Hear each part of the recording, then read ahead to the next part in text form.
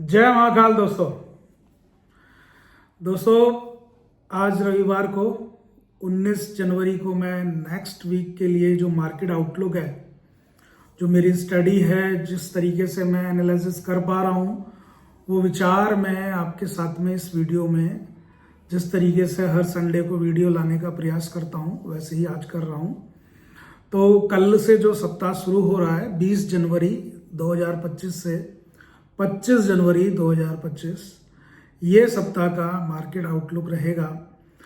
और साथ में अगर मैं कुछ आगे का भी विचार आपके साथ में शेयर करूं तो प्लीज़ उसे भी ध्यान से सुनिएगा और बात को समझना और पूरा सुनना, ठीक से उसको समझना, एनालिसिस करना ज़रूरी है।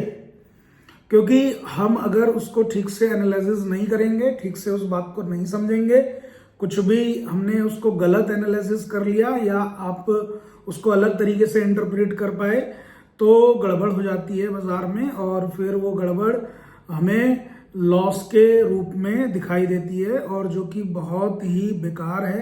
क्योंकि मार्केट में कोई ये वीडियो गेम नहीं चल रहा है,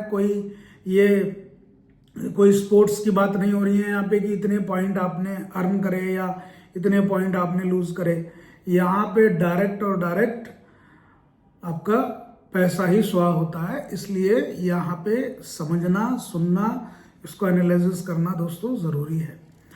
तो चलिए दोस्तों चलते हैं नेक्स्ट वीक के लिए। जैसा कि लास्ट वीक का जो मेरा संडे वीडियो था उसमें मैंने आप लोगों से एक बात शेयर करी थी कि मार्केट में निफ्टी का जून वाला जो इलेक्शन के टाइम का मैंने आपसे शेयर किया था कि 3 जून को जो लो बना था वो 23,062 था, 23,062, और 4 तारीख को इलेक्शन के परिणाम आए थे। तो मैंने उससे एक दिन पहले का जो 3 जून वाला जो टॉप था, गैप अप हुआ था बाजार, उसके लो की बात करी थी। तो वो लो था 23,062। अब देखिए उसी लो पे आके फिर से सुई अटक गई है, और इस बात को अब यहाँ पे थोड़ा हमें ध्यान से समझने की जरूरत है। क्योंकि इस वीक ने, ये जो पिछला वीक गया है, इसने इस बात को, जो थोड़ी बहुत गुंजाइश थी, जो मुझे थोड़ा सा लग रहा था कि नहीं अभी और क्लियरिटी आ जानी चाहिए, वो क्लियरिटी दे दी है मुझे। तो इसलिए मैं आपसे ये विचार फिर से शेयर कर रहा हूँ वीडियो के माध्यम से। यहाँ पे फ्रेंड्स जो 3 जून वाला लो है 23,062, उसके ऊपर ये वीक में मंडे के दिन ही वो वाला लेवल आ गया था, और मंडे के दिन ही उस लेवल के ऊपर, मतलब इंट्राडे में उसे टेस्ट किया था और उसके ऊपर निफ्टी क्लोज होने में कामयाब रहा था। उसके बाद में पूरे वीक में मार्केट थोड़ा पॉजिटिव रहा, जैसा कि हमें लग रहा था। हमने लास्ट पूरा वीडियो अगर आप ध्यान से सुनेंगे तो हमारी यही बात थी कि 14 तारीख मकर संक्रांति से थोड़ा पॉजिटिव होप में मार्केट बंद होना स्टार्ट हो जाएगा। तो वैसा भी हुआ, लेकिन लास्ट जो आखिरी दिन था फ्राइडे को मार्केट एक नेगेटिव कैंडल के साथ में बंद हुआ। पर अगर मैं उस नेगेटिव कैंडल का लेवल आपके साथ शेयर करूं, हालांकि सबको पता है, तो उस लेवल को आप देख सकते हैं 23,200 के ऊपर निफ्टी क्लोज करने में कामयाब रहा है, 23,200। ठीक है। तो अभी ये जो 23,062 वाला जो लो था वो यहाँ पे कैसे काम कर रहा है, अगर आप निफ्टी के वीकली चार्ट को देखेंगे, माफ कीजिएगा मैं अभी आप लोगों से साथ में चार्ट्स वगैरह शेयर नहीं कर रहा हूं, बट 1-2 वीक में प्रॉपर चार्ट वगैरह की एनालिसिस भी हम करना शुरू कर देंगे। बट मैं आपसे जो लेवल शेयर कर रहा हूँ, जिस तरीके से बात कर रहा हूँ, उसको बहुत डिटेल में धीरे धीरे आराम से लेवल बता रहा हूँ, उनको ध्यान से प्लीज सुनते रहिए और वीडियो को जरूर से लाइक कीजिए, चैनल को सब्सक्राइब कीजिए दोस्तों। यही बस एक रिक्वेस्ट है, बाकी आपकी मर्जी है। तो मतलब जो वीकली कैंडल है अगर हम देखें तो एक डोजी फॉर्मेशन हुआ है, ये एक इंपॉर्टेंट चीज है। ये एक डोजी फॉर्मेशन हुआ है, और ऐसा लगभग मैं आपको बताऊं, मुझे लग रहा था कि यह डोजी फॉर्मेशन वीक में बनाएगा। ये डोजी फॉर्मेशन टेक्निकली क्या इंपॉर्टेंस रखता है कि इस डोजी का लो कटेगा तो हम 22,800 के लेवल पे जरूर से एक बार बिना किसी सोचे समझे निकल जाएंगे। अगर इसका हाई कटेगा तो हम एक बार 24,000 के लिए बाजार को देखते हुए रैली करेंगे ऊपर के लिए। फिर 24,000 और 24,200 के ऊपर का लेवल मैंने आपसे डिस्कस किया था लास्ट वीडियो में भी, तो मैं बता दूं कि उसके बाद में और स्ट्रेंथ बाजार में देखने को हमें मिल जाएगी। तो ये इस डोजी की इंपॉर्टेंस है, क्योंकि ये डोजी एक इंपॉर्टेंट लेवल पे और इंपॉर्टेंट टाइम के साथ में बनी है प्राइस एक्शन पे, इसलिए इसकी इंपॉर्टेंस है। और वीकली चार्ट पे है इसलिए भी, तो इस बात का ध्यान रखना है फ्रेंड्स। दूसरी चीज, बाजार में मैंने कुछ आपके साथ में कैलकुलेशन करके डेट्स वगैरह भी शेयर की थी, ट्विटर पे भी और टेलीग्राम पे भी। तो उनमें से एक तो हमारी 13 तारीख का समय कुछ मैंने बताया था आपको, वो इंपॉर्टेंट था। 14 तारीख इंपॉर्टेंट थी। उसी तरीके से अब ये 20-21 जनवरी इंपॉर्टेंट है, और नेक्स्ट वीक में 27-28 जनवरी इंपॉर्टेंट है। अब ये इंपॉर्टेंट क्या है? इंपॉर्टेंट मतलब कि इन डेट्स पे अगर मार्केट में, क्योंकि इन डेट्स में मार्केट में अच्छे मूवमेंट मिलेंगे, मैं आपको बताऊं अच्छे वाले मूवमेंट मिलेंगे। अब जैसे कल का 20 तारीख है, उसका मूवमेंट कम है, मतलब उसका मूवमेंट थोड़ा सा ब्रेक लग गया उस पर। क्यों लग गया? क्योंकि वो आज की तारीख का मूवमेंट अच्छा था, और आज है 19 तारीख, और 19 तारीख को आज संडे पड़ गया, तो संडे के हिसाब से बाजार वह बंद। ठीक, तो यहां पे मूवमेंट थी आज की, जिसका प्रभाव हमें कल भी देखने को मिलेगा, लेकिन कम मिलेगा, इसलिए कल की इंपॉर्टेंस उतनी ज्यादा रही नहीं। अब आती है 21 तारीख, यानी कि मंगलवार को बड़े मूव, बड़ी वॉलेटिलिटी बाजार में। वॉलेटिलिटी मतलब ये नहीं होता है कि नीचे जाएगा बाजार, और वॉलेटिलिटी मतलब ये नहीं होता ऊपर जाएगा बाजार। वॉलेटिलिटी मतलब होता है कि बहुत तेजी से ऊपर, बहुत तेजी से नीचे। तो ऐसे में ट्रेड करना आसान नहीं होता है। जो लोग लेवल पे ट्रेड करते हैं उनके लिए भी कठिनाई होती है, इसलिए ऐसे मूवमेंट्स में जैसे ही आपको मौका मिले काम कर देना चाहिए। कहने का मतलब मेरा यह है। तो 20 तारीख कल का सोमवार का दिन थोड़ा न्यूट्रल रहने वाला है, न्यूट्रल रहेगा, थोड़ा सा सेटल करेगा बाजार। हो सकता है हल्की फुल्की नेगेटिविटी भी रहे, लेकिन 20 के बाद में 21 तारीख को बाजार में हमें डायरेक्शन पता चल जानी चाहिए, और भी 21 तारीख में हमें बड़े मूव्स, बड़ी अच्छी पॉजिटिविटी भी, और हो सकता है नेगेटिव चीजें भी देखने को मिले। तो 21 तारीख इसलिए इंपॉर्टेंट है। और 21 तारीख के बाद में फिर जो 22, 23, 24, 25 जो ये दिन है, यहां पे बाजार फिर 21 तारीख के हिसाब से ही वन वे मूवमेंट देने में कामयाब रह सकता है, रहेगा, मुझे ऐसा लगता है। फिर बात आती है नेक्स्ट वीक की, तो फिर वो 27-28 फिर नेक्स्ट वीक के वीडियो में शेयर करेंगे आपसे। फिलहाल के लिए अभी यहीं तक का ये एनालिसिस रखना चाहिए हमें। Same to same bank Nifty में भी है, दोनों में यही है। तो बैंक निफ्टी के लिए एक लेवल सुनिए, 49,200। मैं आपको एक लेवल बता रहा हूं, 49,200। 49,200 का जो बैंक निफ्टी का लेवल है, इसके ऊपर की क्लोजिंग डायरेक्ट हमें 50,000 तक की मूवमेंट दे सकती है। लेकिन उससे पहले बाजार में 49,200 भी एक अपने आप में चैलेंज है इनके लिए। और निफ्टी, इस निफ्टी में 23,400 एक रेजिस्टेंस का काम कर रही है, जो उसने लास्ट वीक भी नहीं तोड़ा। 23,390 से ही नीचे आ गया बाजार। ठीक है, तो 23,400 एक रेजिस्टेंस का काम कर रहा है। नीचे के लिए जो सपोर्ट रहेगा निफ्टी का, वो 23,062 ही है, वही है, उसको मार्क कर लीजिए। 23,062 का एक इंपॉर्टेंट सपोर्ट है, उसके नीचे क्लोजिंग नहीं होनी चाहिए बाजार की। उसके नीचे की क्लोजिंग हमें 22,800 तक के कपाट खोल देगी, तो फिर वहां पे हमें जाना पड़ेगा। वहां पे भी फिर आगे कुछ ऐसा लग नहीं रहा मुझे कि बेस बने, तो वो तो मैं अभी नहीं उतना खराब देख पा रहा हूं बाजार को। लेकिन हाँ, आप लोगों को अगर ध्यान हो, तो इसीलिए मैंने बोला कि ध्यान से सुनना वीडियोस को जरूरी है। कि 1 दिसंबर को मैंने एक वीडियो बनाया था, संडे को ही, जिसमें 2 से 6 दिसंबर का मैंने एक मार्केट एनालिसिस किया था और उसमें मैंने एक एनालिसिस ये दिया था कि 5 तारीख के सेकंड हाफ से बाजार फिर से एक टाइम वाइज करेक्शन जोन में जा रहा है, जो कि 28 मार्च तक रहेगा।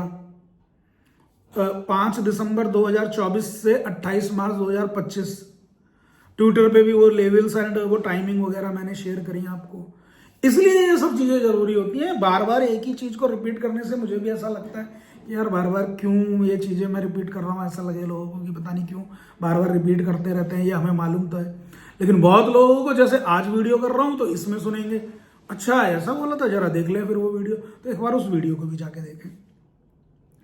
और एक रिक्वेस्ट और है, देखिए जो एनालिस्ट हैं या बहुत अच्छी क्वालिफिकेशन, बहुत अच्छा एक्सपीरियंस, बहुत अच्छे लॉजिक्स आपको दे रहे हैं, आपके साथ में शेयर कर रहे हैं अपनी मेहनत से, उनको अप्रिशिएट कीजिए प्लीज।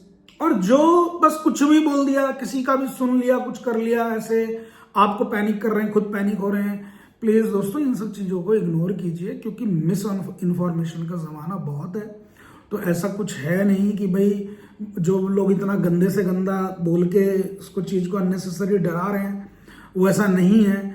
मैं आपको एक ही बात बोल रहा था बार बार, और आज फिर एक बार रिपीट कर रहा हूं, स्टॉक स्पेसिफिक एक्शन तो पूरे साल रहेगा बाजार में, पूरे साल। आप उसको मतलब इग्नोर नहीं कर सकते। प्लीज स्टॉक स्पेसिफिक स्टडी कीजिए और उसमें अच्छा पैसा बनाइए। कहां मौके नहीं है आप बताइए। ये मंदी में मान लीजिए आप, ये मंदी चल रही है और मंदी है ही, वाकई में करेक्शन तो है ही।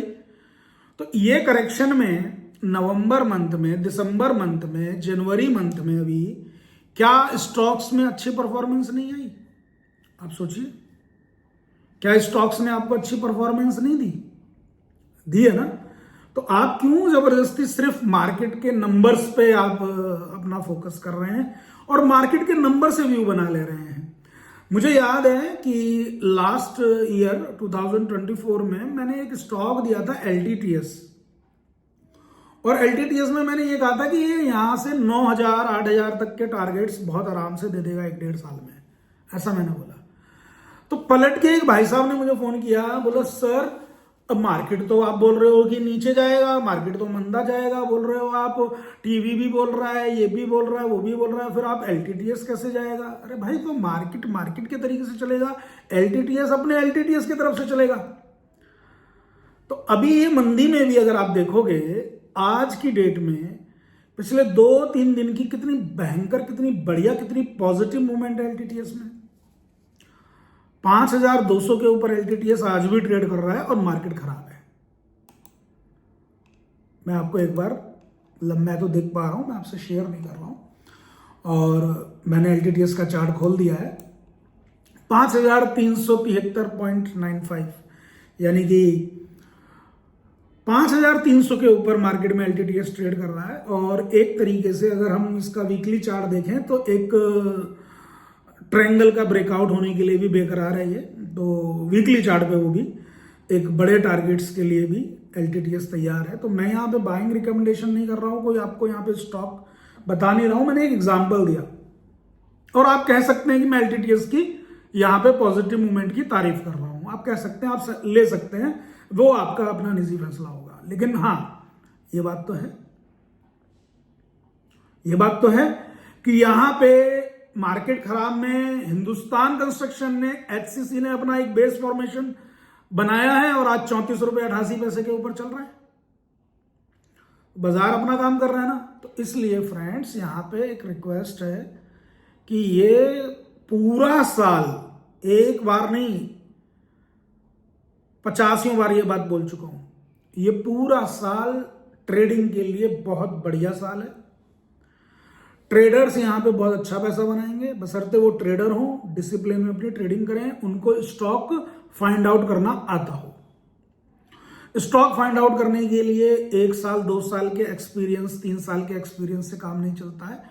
अच्छा एक्सपीरियंस लीजिए और अच्छे टाइम दीजिए बाजार को, आपको बाजार सब सिखा देगा। तो यहां पे ये दिन आते हैं ऐसे, ये साल पूरा ट्रेडिंग ईयर है। यहां पे आपको वन साइडेड मूवमेंट भी मिलेंगी। मैं आपको बोल रहा हूं और ये रिकॉर्ड हो रही है वीडियो, अपलोड होगी वीडियो यूट्यूब पे। और पहले भी ऐसे बहुत बोल्ड स्टेटमेंट मैंने बोले हैं और वीडियोस आपके सब यूट्यूब पे हैं, आप देख सकते हैं। बस महाकाल की कृपा से एक ही रिक्वेस्ट आपसे करता हूं कि वीडियो को अप्रिशिएट कीजिए, चैनल को सब्सक्राइब कीजिए, वीडियो को लाइक कीजिए, बाकी आपका निजी फैसला है।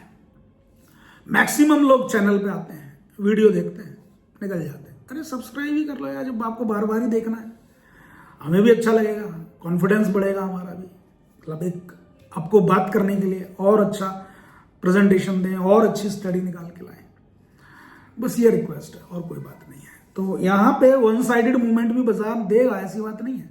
10-10, 12-12% निफ्टी बढ़ेगा, लेकिन फ्रेंड्स ये ईयर ही ट्रेडिंग ईयर है, इसको एक्सेप्ट करना है।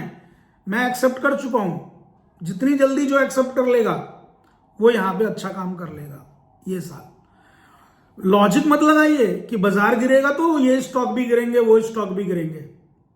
बाजार गिरेगा तो अरे अच्छा नहीं, ये प्राज इंडस्ट्री तो इसलिए बढ़ा ना क्योंकि न्यूज आई, ये चंबल फर्टिलाइजर तो इसलिए बढ़ रहा है ना क्योंकि न्यूज आ रही है, बजट आ रहा है।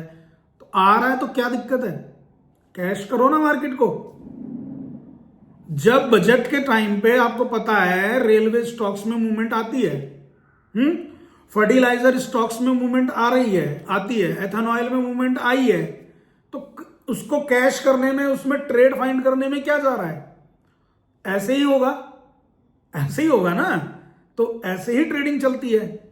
बजट चला जाएगा तो बजट के ऊपर ही एक महीने तक ट्रेड होती रहेगी कि बजट अच्छा आया या खराब आया या बजट में क्या खराब था, उसको बेस लेके ही ट्रेडिंग करते रहेंगे लोग।